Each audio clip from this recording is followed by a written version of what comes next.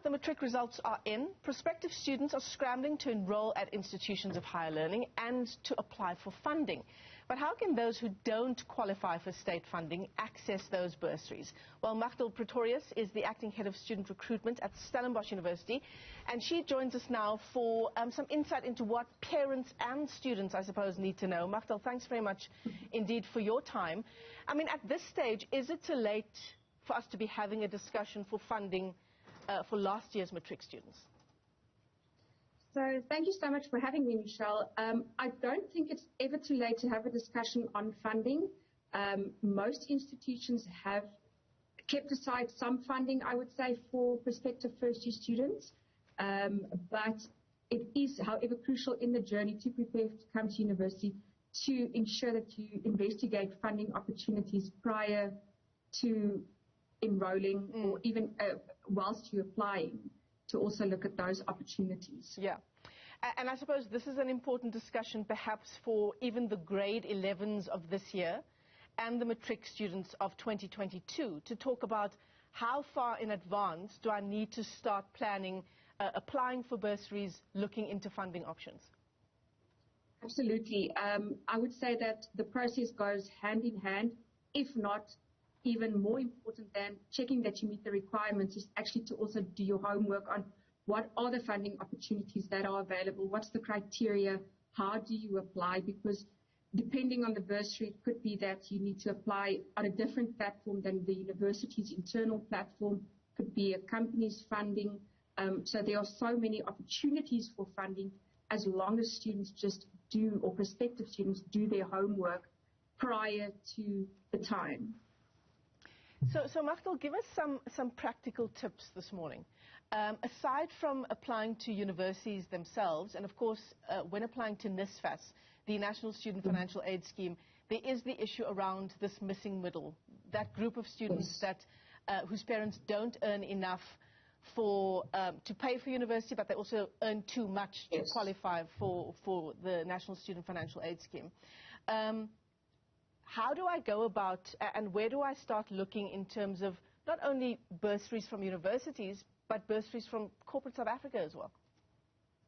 So in the Stellenbosch context, a lot of our internal funding, donors, and also the company funding is specifically earmarked, not exclusively, but they do really look at assisting students who form part of the missing middle.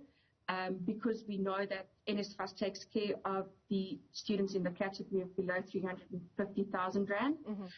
One of the best resources that we advise students to visit is literally the ZA bursaries. You put it into your search engine and it gives you an alphabetical list of all bursaries that is available in South Africa. And that, coupled with the institution that you plan on enrolling at, where you should have a dedicated web page and office that deals with student funding, will give you a list of all the funding opportunities available. A lot of the opportunities linked to a career or to a program that you plan on following, but that makes it easier to limit the bursaries that you do qualify for, so that you can actually have a dedicated number of bursaries for which you can make application. Right, and you're talking particularly around funding locally, but of course there is the international option as well.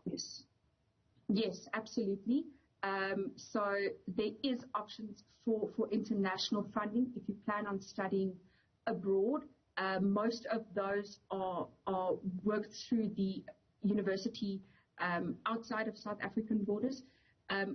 Also looking at one of the issues that we pick up on quite often for prospective students is the notion of a lot of our applicants are students with a South African ID, but they are permanent residency holder or they have refugee status. So most of those applications for funding would go through university's international office, but there is some funds earmarked to assist those students who cannot apply for NSFAS or other institutional funding, because it's usually linked to South African citizenship. Yeah. I mean, we know the discussion around the limited number of places available in universities, and a bachelor's pass really isn't enough to secure your place at the university of your choice. By the same token, the same applies to funding. So how do I set my application for funding aside and let it stand out? So apart, I think, from where there is a financial criteria such as NSFAS, one of the components that is always looked at is academic achievement. And I think in a lot of cases, academic achievement in context of where you are from. So there are funding opportunities that is available with another set of criteria that's added, such as the sport bursary, which is often based on your sport achievement. Company bursaries could be, as I mentioned, linked to the specific program that you follow. There might be donors who set aside funding for students from a specific geographical area for students. So there are a variety of different criteria other than academics that students are also often rewarded for. And then a lot of universities have merit bursaries that is based on special awards such as leadership, your cultural achievements, or your outreach or your community interaction. Yeah. So all of those, I would say, activities that you take part in, there is merit in ensuring that you have a well-rounded CV, that you are academically sound, but that you also offer a university more than just academics. Yeah. Those extramural activities are actually very important. Yes. By the same token, Magdel, those students who do choose to take a gap year, and I suppose depending on what they do with that gap year, that might also boost their chances not only of a place in university, but also of funding. Definitely. In a lot of cases, we see students more often now taking gap years, especially to better matric subjects, specific matric subjects, rather than pursuing a degree for the sake of studying and because you want the experience. They would rather take a constructive gap year, better their subjects, do a program where you build on your skills, and then pursue a first year after you actually get into the program that you want to do. Yeah, I suppose the emphasis is on ensuring that that gap year is productive to do exactly the things that you've outlined. So just as we round off our interview, Magdel, what do students and parents need to know about transitioning to university? It is an amazing world that you are transitioning into. It's a lot different than school. I would say for parents, we often say, trust that you have done what you could for your child, your son or daughter, for the past 18 years. You have equipped them with all that they need, and you now need to let them go. You need to trust them to make their own mistakes. As a parent, you'll know when to step in, but also trust that you've given them what they need to be successful. And with that, I'm not saying let go in totality, but trust your son or daughter. For prospective first years, I think your success at university is going to be crucial in how you become part of the community. So a lot of universities offer an onboarding, a welcoming, orientation program prior to your first year starting. And those programs are crucial to your success because they equip you with skills that they know is necessary for you to succeed, to hit the ground running once class starts.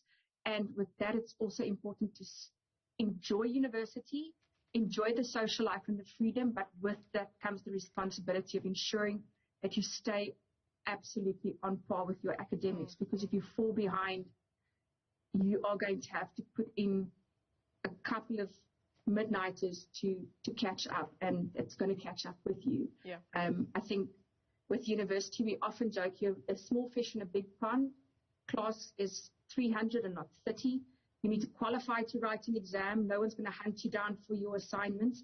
So it's absolutely taking that responsibility and ensuring that if you struggle, just say I'm struggling, because you're probably not going to be the only one.